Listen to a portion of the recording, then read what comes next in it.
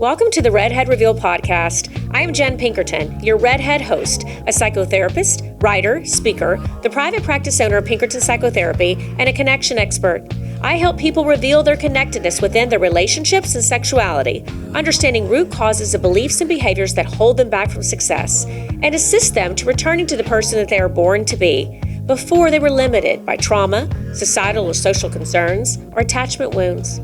Redhead Reveal is here to share concerns and questions, provide interviews with thought leaders and friends, and to hold space to discuss life struggles and encourage vulnerability, authenticity, growth, and self-awareness. Welcome, my friend Rania Mankarious. Did I pronounce that properly at the end? I want to make sure. Yeah. Because I just refer to you as Rania. Yes. And I'm so excited to have you today. Of course, I want to talk about this amazing book, The Online World, for our listeners and viewers out here. What do you think you know that you don't, and what you don't know? I read that a while back when it first came out, and it was so really impactful for me. So much of what I already knew to see cemented in a different way. And then the things I did not know about some really statistics that I wasn't aware of and some really deeper dive than I knew about. I felt like it was really compelling. And I know so many people get so much value out of that. I'm so glad because, you know, the online space is it's interesting. Every single one of us is trying to navigate life around it, especially for our children. But also, we're a different generation. We didn't grow up in this space, so we don't fully understand it. Yes. We really don't know what to do with it. Exactly. But it's there. Exactly. And we can't parent around it. People say, well, I'll delay technology. You can't delay technology. So I wanted to create a resource that kind of, turned the gray into black and white, brought everybody down to the same level, gave tools parents would understand and kids would buy into, which is why some of them are odd. Some of my tools are really odd, but they're for kids and kids get it. And that's what mattered to me. That's what works. And, we'll go and do a little bit of a dive into the book, but I want to backtrack and make sure everybody understands this amazing, history you've had of what you do and what you give back to us. CEO of Crime Stoppers. I mean, that's amazing. What an unbelievable organization. And I feel like every time I see it, right and left, there's something you're being recognized for, something you've done, and it's so much of an impact you've brought, to Crime Stoppers and to the whole idea of what we're experiencing with sex trafficking and grooming and all those things. And then the internet standpoint and cyberbullying. I feel like the list is endless. But I do want to touch on some specific things on your bio that I was just so impressed with that I want to make sure people know about. Not only all these what you've done with Crime Stoppers, but the contributor you are to so many other platforms. Some of it I didn't even know about. All these different things you write about and do and speak with, I thought was really, really huge. And the podcast itself, the Balanced Voice podcast that you have, and some of your amazing guests that you've had come on there and support and really share their insight. Also, all the honors that you've won. I mean, I was reading this and I thought, I am so impressed with my friend.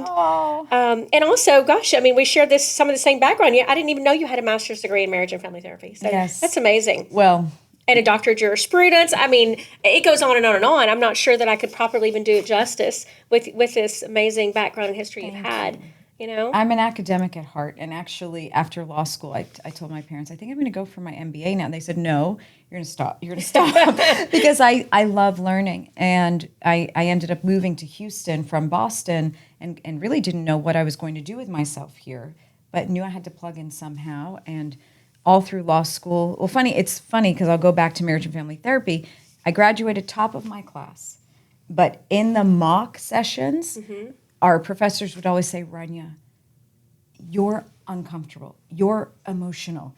You're wearing your thoughts on your sleeves. You're making your client. And I'd say, but I want to cry with them. I want to break down with them. And they'd say, you cannot do that. So I quickly learned, okay, that's not the profession for me. I love it. And I love learning about how people are wired and what they might be thinking and the roots from which they're growing. I think that's so vital. And I loved every day of that master's program. And then I went on to law school. And all through law school, people would say, well, what type of law? Are you going to do family law? I'd say, no, I don't really want to do family law. I'm not sure yet, but I know I'm not going to do crime. That's the one thing I know I'm not going to do. Because if I'm crying when people are sad, I'm going to be a basket case when I'm dealing with murder and rape and everything else. But God has a funny way of orchestrating things. And when I moved to Houston, I really didn't know how I was going to put my history back together here. And a friend of mine said, look in the nonprofit sector. And I did. And I found this organization Crime Stoppers that was looking for an attorney with marketing experience, which is what I was. And I went for the interview and I never left. I fell in love with the mission. I've been And there ever since. I can imagine the amount of empathy that may not have served you in some different vocations, how much it really greatly serves you in what you're doing too. That's actually very true because I think if I'd practiced straight law, it's not the time for empathy. It's the time to get whatever Right. you need to get Right. done. And I clearly wasn't wired. I'm not strong enough to be a therapist. Like I'm not strong enough. And so it is. I was on Great Day Houston a few weeks ago, and Deborah Duncan said something, and she said, "You really are in the most perfect job for you." And I wanted to burst into tears live on set because it was very meaningful for me. I do think I'm in the perfect job for me, and what makes it successful is we have an incredible team. We hire just incredible people, and I move out of their way. They understand the vision, and they run. And I don't get in the way as much as I can not get in the way. But it's been fantastic. It sounds amazing. And I know your focus is this health and wellness of children in a digital world overall. And, Crime Stoppers mission so much integrates that. This book integrates that. And I think you as a person are out there really the champion for people here locally, especially in our community, that look at you for that. That being said, I want to talk about kind of in the book and what really compelled you, to write this book. You told a story to me when we were first starting, Yes. and I would love for you to kind of paraphrase that for me about why and what really got you to writing this book. Well, there's a few things. One, obviously, I'm raising 3 girls, and I'm understanding that technology is ever present. And we are, as an organization, very active in the schools and very active with communities. And so I started to really see that kids were struggling. They were making mistakes. Parents were ready to pull their hair out. They couldn't navigate it. Other experts were saying, well, all kids should just stay offline. And I thought, but that's not realistic. We can talk about the problem all day, but we're not giving realistic solutions. So I started to do my own research just because that's what we do at Crime Stoppers. And this was my personal interest. But through the course of that time, my dad, who's a chemist, he invented many things as a chemist, very, very talented, was also an oil painter. When I growing up, I'd say, Dad, you're such a good painter, and I want to paint like you. He'd say, well, maybe you didn't get the gift of painting, but you got the gift of writing.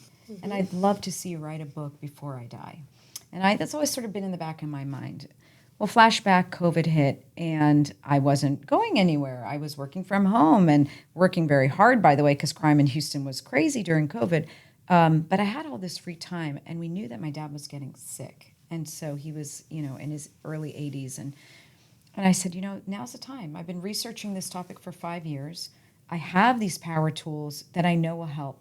And I want to write a book before my dad dies. And so I spent a year waking up every day at 5 a.m., writing until about 8 a.m., all Saturdays and Sundays. My kids would bring me coffee, make lunch, and got it published literally within a year. That Thanksgiving, it got published. That Christmas, I gave it to my dad, and he died a few months after. And so it meant a lot personally, but also I believe so wholeheartedly in the message of the book. We know the online world is dangerous. It is incredibly dangerous. But we have to deal with the reality that our kids are going to be in that space. That's right. And these rules we've had of we'll just keep them off doesn't work. I'll shield them from it doesn't work. Well, they're good kids. That doesn't matter.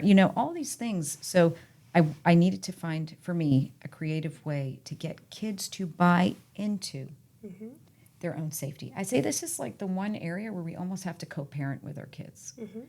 Because I said so, I'm your mom, I know it's best. That doesn't work here. That's right. They need to have bought into these solutions because they're going to outsmart us, and we need their buy-in. I want to start with something in the book that I loved, which was your golden rule. Oh, gosh. Yeah. So share with us today what that is. Well, I have a few. When people ask me, one of the big questions I always get is, when can you get a kid a phone, or when should you get a kid a phone? And I always say, look, I have a golden rule for the phone, but also in raising kids in general. It's age, maturity, and honesty. I look at my children's age, and let's just say at 10, they all said to me, I want a phone. I said, okay. Age is 10. Well, let's now have an honest conversation. What does it mean to have a phone? What are you going to face, and how are you going to handle it? And as I go through honest conversations, I'm not shielding, I'm not babying, I'm not taking the position, I don't want to scare them. No, I'm having honest conversations. I then look at their answers. And based on the maturity of their answers, we're going to come up with a solution here. So my oldest daughter, I'd say, I want a phone, 10 years old. And I'd say, okay, well, let's talk about it. What if a strange number calls you? She said, well, I'm not going to answer a strange number. I said, okay, what if you get texted something inappropriate? Well, I know to delete it. Maybe I'll have to screenshot it, share it with you. Okay, well, what if people email you? Where do you leave your information? What about downloading it? And we went through all these things, and she had a very, very mature answers. So Olivia was given a phone. My middle child, okay, what if somebody calls you? Well, I don't want to be rude, Mom. I have to answer the phone. Well, what if somebody sends you something? Well, I'm going to reply and say, don't send me that. That's not very nice. And her answers told me she wasn't mature enough for the responsibility. So, and I kind of use that golden rule with everything, whether it's when can we go trick-or-treating alone, when do we drive, when do we bring our friends, when do we do sleepovers. Age, maturity, and honesty has kind of taken me through a lot. And the concept behind that is that if they're not old enough and mature enough to have the difficult conversation and to be able to meet you where you're trying to go with them, then they're not mature enough to have a phone. Or anything else, it's literally, for that matter. Yes, and parents will say, but I don't want to scare them. Okay, I understand. But the world is a scary place. And they have to be equipped to deal with what could happen. And so it's like saying, I don't want my child to ever learn an active shooter drill because I don't want them to be scared. But that doesn't make sense. What if there's an active shooter? Probably won't be, right? Statistically, it's not likely. Right. But you don't want them to be the only ones that are paralyzed by fear, panic, a complete lack of understanding of what to do. You want them to say, I can't believe this is unbelievable, but I know exactly what to do. And I'm going to get out there and I'm going to get out safely. So it's the same concept. I agree completely. And I look at it also as driving a car, wearing a seatbelt, things like that. This is how life is. Yeah. And this is what we have to understand and know. And being able to talk to your children is so imperative. Yes. And being able to recognize the big feelings they may have and validate those feelings, but be able to get your point across that this is something that it's serious. It requires a conversation that is pointed and purposeful with intent to be able to get to a place of mutual understanding. And I had one mom recently say to me, I'm understanding this now, but I don't know how to talk about it, and I don't know what to say. And that's partially why I wrote the book. When I was pregnant, there was the What to Expect When You're Expecting book, and we all would go to what happens at 3 months? Okay, well, now I'm nauseous at 8 months. And I wrote this as the What to Expect When You're Parenting Through Technology. You can go to it as a guide. It has family conversations, plans. You can look up specific issues. You can read the whole thing. You can do whatever, but you can also outsource this. My point is, if you don't know what to do, outsource it. Crime Stoppers will step in. We have free classes on these topics. Get the book. Get other books. There's a lot of people out there trying to help parents navigate this space. Great. And on that note, with the parent asking you what to do, I read in the book, I think it was chapter maybe 11, you had the step-by-step guide. And it was really showing an action plan of how a family can come together and work through addressing these concerns. Yeah, and a lot of it starts with knowing family values. What are the principles your family's built on? What do you expect as a family?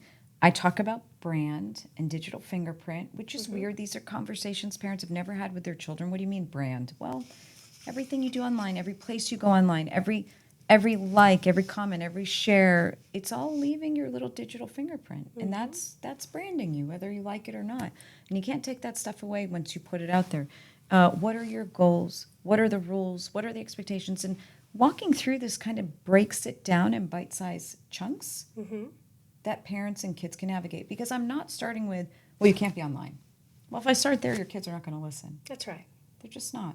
And so if we start with, we want you there, we know you're going to be there, we want you there safely, then you kind of get some interest. And it's funny when I talk to kids and I go through my 4 power tools, and the last one is, very strangely, I want every kid to post like a celebrity. And they'll look at me like, this crazy woman's finally interesting. Finally, this woman is interesting. Now you're speaking my language. That's why, because it literally is That's right. speaking That's their what language. It is. And then when I explain what I mean by that, they say, oh, okay, I get it. I get what you're saying, and it makes sense. And actually, the people I admire most, which is another issue, I mean... well, we can talk about that in a whole episode on that, but yes. How much our kids admire influencers or celebrities. But the point is, they'll say, wait, now that you mention it, I guess you're right. Taylor Swift or whomever isn't really sharing their home location, and they're not on Snap Map. And they're not telling you where they are 24 hours a day. And I don't see their license plate number when they post. They might share a car, but it's a side view. And kids get it. Well, fine, post like they do. Protect your identity, protect your location. And I love when kids will say, well, what about their Kardashians? They post in real time all the time. I say, but they also walk around with security. And you don't. That's right. So you want to get security teams and post in real time? Fine. But you don't have security, so don't do it. But they understand it. Well, you've broken it down in a way that they can understand it. Yes. And like we said, you're speaking their language, and also your delivery is in a way that's very pragmatic. And it's, to me, that's part of what really allows them to absorb it in that way. Because I think oftentimes we also underestimate our children. Yes. We don't give them enough credit Yes. for their ability to conceptualize. And they really can do that. Although they're not an adult, they're not neurobiologically able to function as an adult till they're about 25. Right. You know, we know the prefrontal cortex of the brain isn't there yet. Yes. But even at a young age, they get a lot more than we give them credit for So from the true. ability to understand, oh, mom's concerned, dad is worried. Let's talk about this. Yeah. You're going to get much further with that than you Yes. are with the no, you can't do it. Right, and what's so interesting about the online space is it's dad's concerned and mom's worried, but dad and mom also come to me and say, hey, honey, can you sign into Hulu? I don't know how to do it. And can you set up our computers at home because we don't know how to do it? And do we have a public server or a private server? Honey, can you set up the server? So you combine mom and dad with worried about a space they know nothing about. So I don't really need to take their concerns seriously because I'm the expert as a kid in this space. So what we're trying to flip it as, we know we don't know everything about this space, but we're reading the news. We know about trafficking. We know about exploitation. We know about blackmail. We know about your ability to buy pills online. We know that they can be laced with drugs. We know about a bunch of things, that you're the number one target of identity theft in the home. You know, we can talk about these real fears and say, how do we get to a solution that we all agree with? Because we care about you in and outside of this space. Yes. And, you know, here at Pinkerton Psychotherapy, we see a lot of clients, you know, that come in, children who come in facing the exact things you're talking about. Yeah. And I think that parents who are in denial to think that doesn't happen, who they don't recognize the impact of cyberbullying, they don't recognize the impact of the availability and accessibility of drugs, they don't recognize how easy it is for a child to get groomed, I think are really missing the boat. And I wish more people understood that. And Yes. here's this great big step you've made in being able to educate in the way you do, because I see it all the time, and I'm all the sure therapists here do. You see like addiction to gambling, addiction to technology, addiction to pornography. We're seeing at Crime Stoppers teen dating violence because you have these young boys who've been consuming pornography before they've turned 10. And now they're in the dating world and they've been consuming pornography for maybe 4 years, 5 years, 6 years. So their expectations in a relationship are very aggressive. That's right. So It's been normalized too. it's been normalized. And they're desensitized. And I almost feel like there's a numbing that happens with each generation. I see children becoming more numb to things that I want them to be actually, you know, responsive to. And that keeps happening. And that's the slope that where we're going. And it's like, where do we end then? It's terrifying. I'm waiting for the generation, like which generation says, wait a minute, we've crossed too many lines and Right. we're going back a little. I don't know. I'm not sure that that's going to happen. So I think what you're doing, you know, is the change. It's the change that is going to have to happen. It's the education. It's the impact. It's the consistent messages. That's what, you know, Crime Stoppers is very big on. And part of the reason I fell in love with it is we are constantly learning, studying, boots on the ground. You know, we're getting our hands dirty with the content, with the issues, with the concerns, with the rising trends. You know, I was just speaking to a group of elderly people about the impact of voice cloning and how technology can be used to scam the elderly. And a part of me sometimes thinks, well, everybody knows this now, but then you go and talk to them and they have no idea. And so if you can share information and mitigate so many different crimes, because people say, wait a minute, I heard about this. Like, no, I'm not going to fall for that. That's those, you know, Crime Stoppers is able to take huge steps for the community that way. It's wonderful. It's wonderful. I wanted to talk about, too, the myths that you mentioned. Yeah. And I read in the book the different myths, but I think those are so important because that's the resounding, you know, conversation that happens. The ideas about, you know, I already follow my kids' accounts. Yeah. They're fine. Or, Yeah. you know, my kid, you know, I want to respect their privacy. That one's huge, too. And we have parents that present that way here, too. I know there's something going on with my child, but I don't want to look in their phone. I know something's a concern, but I don't want to invade their privacy. Tell us what you say about that. Well, privacy is a big one for me because I always say if your kid would like privacy, that's fine. Get them a diary from 1985. Have them write whatever they want in it, anything they want, and slide it under a bed and don't open it. That's right. But when they're communicating on the World Wide Web, where literally the world has access to them, that is not a place for them to expect privacy or for you to give them privacy, because the follow-up to that is a predator's greatest gift is a child that's navigating the space alone, either uninformed, uneducated, or truly alone, no parental oversight. That is a gift to a predator. Well, I don't want that for any of our kids. So I think what we have to tell our children is we want to respect your privacy. There's an outlet for you to have a private notebook, a private whatever, we won't open it. But where you're discussing and engaging online, we're going to be in that space. And additional myths come up with parents say, but I have good kids. I literally moved to this part of town. So they'd be at this specific public school, or we went to this specific private school, or they have great friends. None of that matters online. That's right. None of it. Dr. Laura Berman and Sam Chapman, I was blessed to meet them, although the circumstances under which I've met them were horrible. They lost their son, Sammy, because he purchased a pill online, and it was laced with fentanyl, and it killed him.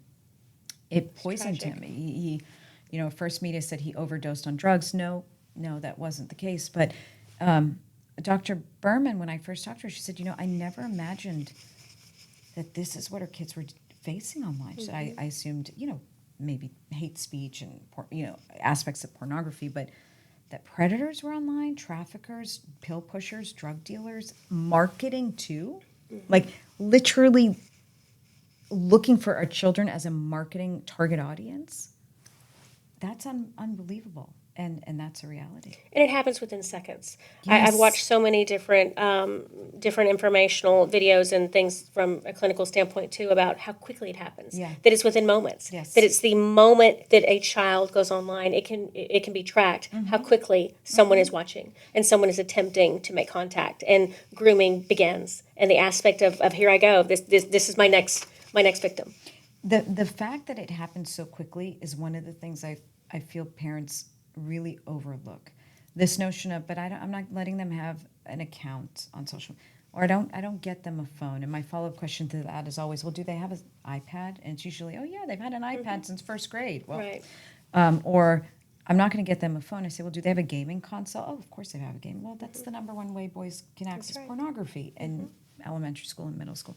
So they're going to have access. But the second thing is the amount of time, to your point. A minute, less than a minute, is all a predator needs to start planting those seeds. And they'll find a way to continue with a child that they've identified that they want to engage with. And for the older kids, when we're talking about the teens, which is where I see in my practice the grooming, the sex trafficking, that part of it even goes so much bigger as well. And I feel like that's even such a harder one. It's harder so hard. Because teens deal with such a bigger set of issues than the younger children do. Yes. They're trying to fit in, and they desperately want to be liked and loved. And sex and the ideas of that desire gets very convoluted in a teen's mind. Yeah, You know? and to your point, when you think of the biology of a young teen, hormonal changes, puberty, the prefrontal cortex, the imbalance of risk is so much more appealing, and It's exciting. Getting the reward is so appealing. Maybe feeling insecure, even the prettiest, most popular kids will feel insecure because that's biology. And here somebody is pouring into me and invest in building me up, needing to be liked. I read far too many studies which break my heart, but kids at that period interfacing with technology want to be consumed. They want to trend. They want to be liked online. If they're gaming, they want to what's called level up. They want to achieve something, and that's wired into them. There was a study out of the UK that looked at Kylie Jenner and called it, I believe it was it wasn't the Kardashian effect, I believe it was the Kylie Jenner effect, where girls said, instead of getting dressed in the morning, teens, because they want to look good for the person they have a crush on at school, they don't care about that anymore. They get dressed to take selfies and see which looks and things trend. And so when you're dealing with all of that, you have to get to the bottom of it and kind of talk to kids about what are your values. I'm not telling you not to engage online, but why are you there? Let's really look at why. Maybe you're lonely. Maybe you are popular, and that's the thing to do. Maybe you're a star athlete, and you need the eyeballs because you want a scholarship to college. It's all okay. Why are you there? What are you trying to get out of this space? And then let's talk about who is consuming, not whether it's your desire to be consumed, but let's just focus. Let's take a step back. Who's consuming the content, and what do they want for you? Do they want to lift you up, or do they want to tear you down because you're a commodity? You're a person they can bully, they can get money out of, they can extort. And that kids find value in those conversations. They really do. Yes. Tell me about the aspect of, I know you've done work where you work with these people that have become sex trafficked and the recovery and getting out of that, that environment. It's the hardest part for me to understand as well. And I know you see this, and Jennifer Homan, who's on our board and has been Right. co-hosting the podcast with me. One of the things I always say to her is, Jen, these girls, and predominantly girls, we know boys too, but these girls who are rescued from the life, why is the withdrawal so hard for them? Why is there so much that has to be done to keep them from going back? And you talk about that shattered person. The fact that they're so broken down that almost the safest place for them to be is back in that safe exploitation because they don't know how to react or live. So talking to that community, finding resources. Houston 20 has done such an incredible job, and other nonprofits, with rebuilding these victims and survivors and giving them hope. And we want to throw ourselves into that as well. At Crime Stoppers, we want to identify the people at risk. We want the community to step in and thwart. We want to use our tip line to track the rings and the criminals and bring them to justice and dismantle them. But we also want to find a way for integration, for survivors to have a place to stand up and go and say, well, I can find a place to live, someone who will employ me, remove tattoos or scars, or exonerate my record, get me the therapy I need, because those things are so unbelievably important. The therapy. We see that a lot. We're usually, I feel like, on the tail end. That's the last thing that I feel like someone comes to do, and it is so amazing to watch that transformation that does happen when they begin to heal. I can't imagine what that's like for you. It's to see it from start to finish. So I feel like a lot of times we see here is parents will not have this idea that it's possible, that I live in a great neighborhood, or I live in a community, and my children doesn't have access to that, or they're not going to be around that. And I just don't think they could be any more wrong. Yeah, it's interesting. We just had a podcast following this case out of Michigan and another case of two young boys who took their own life after being sextorted. And part of the response was, these were good kids in a good neighborhood, good families, successful, college, most likely on track for college acceptance, actually scholarships. And what happened? And what we are failing to understand is there are rings of criminals, these particular cases tied to West Africa, where there are networks that target kids in good areas, performing well at school, who maybe are in line for scholarships because they have so much to lose. These kids have so much to lose. And these rings target tens, if not hundreds of children at the same time across the country to get bites. Who can we finally break down to extort? And why? Because if they get $200 a night and they're extorting 10 kids, it's so profitable for them. The average person, and we just looking at a case out of Chad, they get Nigeria, they make $60 a month. These guys are making $200 US a night per child. Unbelievable. So they want the wealthy child. They want the kid that has a lot to lose, the scholar who's going to whatever school on a football scholarship or an academic scholarship, because that child's going to feel so trapped and have potentially access to money. It's very, very, very frightening.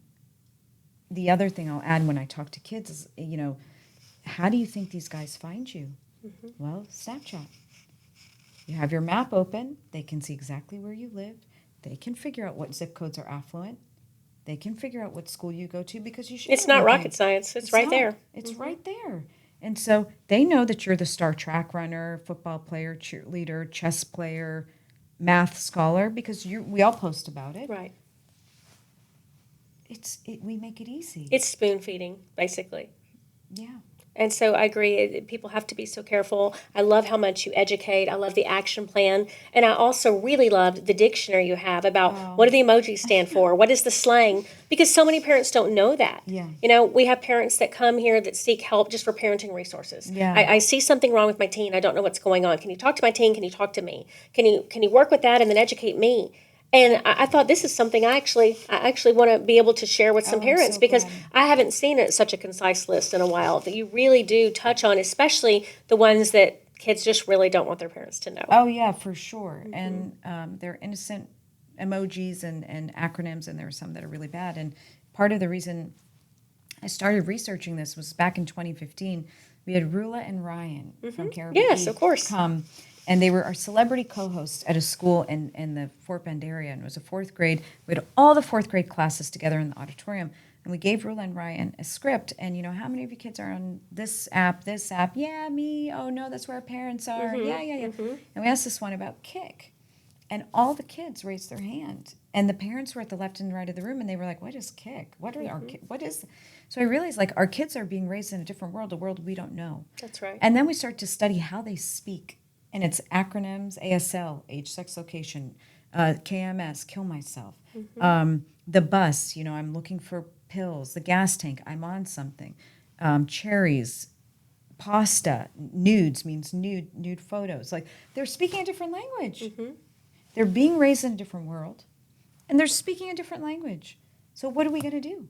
So that's why I felt like it was important to touch on those things. And you do so very well. I've added your book. It's been in our list actually for a while, but we have a checkout book that we give to a checkout list of books we give to parents, as resources for different presenting concerns. And, yours is the one that if you need to understand what's happening online, this is where you need to look. Thank you. And I just think it's so helpful to have and such an amazing book. I'm really appreciate you talking to us about that and about everything that you have going on. And I like to always kind of give an opportunity to say, is there anything else you want to give that you want to tell, this last impactful that you want to tell this audience about what they need to know? Your last words here that will resonate. I would say the biggest thing we can do today, if you're going to only have one conversation with your children today about online safety, I hope it's this: no matter what they do online,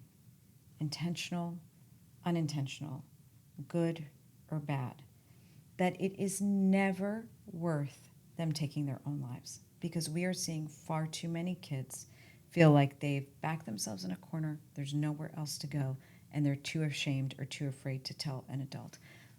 The one message is, we don't care what you did. We need you here. You are so valuable, and we will get you through this. And we have tools to get you through this. Tools for technology, tools with law enforcement, and you are never in trouble. We will get you through it. Crime Stoppers will be the backbone. If you don't want to tell your parents, you can call us. You can call me. But I think ultimately parents need to be telling their kids that. It's such a powerful message. Thank you so much. Thank you. Thank you for having me. I'm so glad you were here today. I want to give everybody the information about how to find you. So social handles, let's see, we've got for Instagram, Crime Stoppers of Houston, and also the Rania Report. Same thing on Twitter, Crime Stop Hugh, and then the Rania Report. And then on Facebook, Crime Stoppers of Houston, the Rania Report with Rania Mankarious, and then website crime-stoppers.org, right? Yes. And then your book, I know, is available on Amazon. Yes. And we'll include some links in our show notes. Thank you. And then lastly, I always have a question that I want to ask you, and it's not from me. It's from a prior guest. So the last guest here, she asked, what would you tell your 5-year-old self? If you could go back, what kind of message or what would you want your 5-year-old self to know? It's such a great question. I would say the one thing that comes to mind is don't let fear shape your decisions. There have been a few moments in my life where fear, I look back and I say, wow, that decision was literally made out of fear to do or not do something. And I wish I hadn't done that. I love So I would that. tell my 5-year-old self, don't let yourself do that. That's great. That's Yes. wonderful. Yes. All right. What question would you like to leave for one of my future guests? So I guess now that I've been asked, I'll say, what fear, if you had to list out your fears, what would you say are your current fears, and are they holding you back from something? Okay. Well, we will see what that answer is with a future guest. Once again, thank you so much, Rania, for being here. I appreciate your time. Thank you for having me. This was great. Thank you. Absolutely.